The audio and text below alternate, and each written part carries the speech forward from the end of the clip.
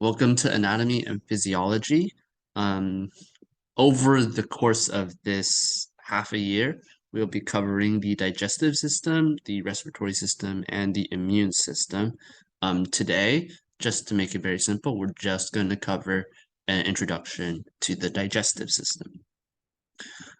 Each system we'll be covering just in general is going to be a few short videos, and we'll have a worksheet that you can follow along that you can do while you watch this video, while you do other stuff to practice and make sure you retain the information.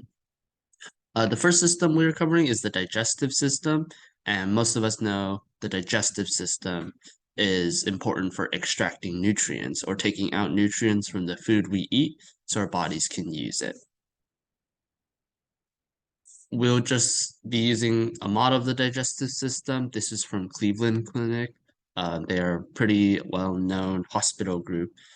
And this is just your general diagram of the digestive system.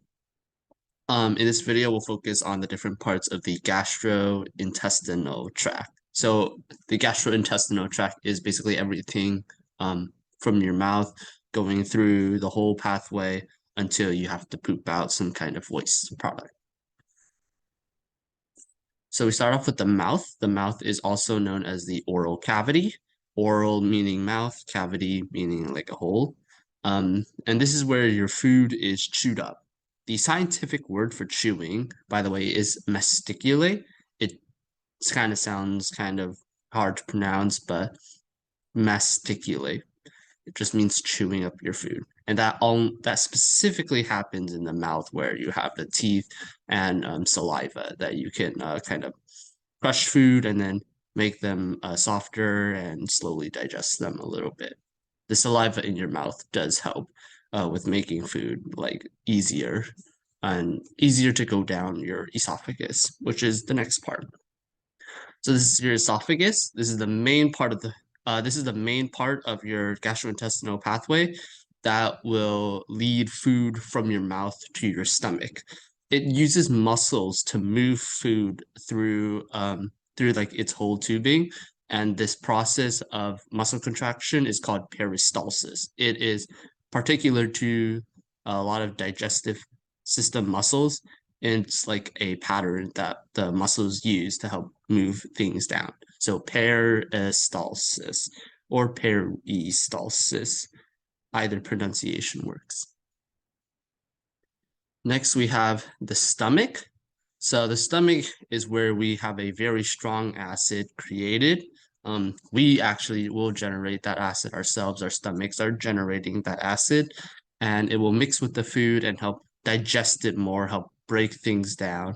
The stomach also has muscles that helps to kind of beat the food up a little bit, or not the food, but it'll beat up like the things that you ingest and break it down into smaller parts physically, and then using the acid, it'll break down the smaller components chemically. Um, and credit to the National Cancer Institute for showing just in general like these sections of the stomach. So these sections are typically for labeling purposes, like noticing like some process occurs in the fundus. It's just like a location on the stomach. Right now, just know your stomach is this weirdly shaped kind of structure where acids are created to help break down food. The stomach leads to the small intestine, and the small intestine is where a lot of the absorption occurs. So this is where your vitamins are absorbed into the body, protein is absorbed into the body, fats are absorbed into the body. All of that occurs here in the small intestine. The small intestine is also actually really, really long. It's 22 feet long, which is over 3 times longer than a human is tall, assuming the average human is under 7 feet tall. So it's actually very, very long, but it's crammed into our little stomach area because it's folded so much. You can think of it like when you have a rope, it's very, very long when you just stretch it out completely. But if you fold it into kind of just like a pattern where just it zigzags, you can shrink the length of the rope to be a lot smaller. So that's the idea of your small intestine. It is really, really long, but by folding it around each other, around itself, it's able to shrink to a much smaller distance and stay in the space of our stomach. Then we have the large intestine, which is this kind of weird thing that's going around the small intestine. The large intestine mainly absorbs water from whatever comes out of the small intestine, along with extra salts. So salts is just sodium and chloride. It's normal salt, which you would expect. The large intestine, while it's larger in width, so that means if you have like a cylinder, it's a bigger cylinder um, in terms of like it just has more space inside. However, lengthwise, it's only 5 feet long.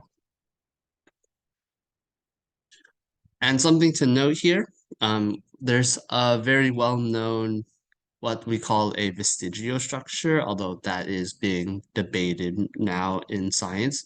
This structure is called the appendix. So it's a very small section connected to your large intestine and is now thought to contain some good bacteria, but it's more importantly known for a condition called appendicitis, in which the appendix gets inflamed and it will cause a lot of pain and it can be dangerous because it'll release different chemicals into your body that should normally remain in the large intestine.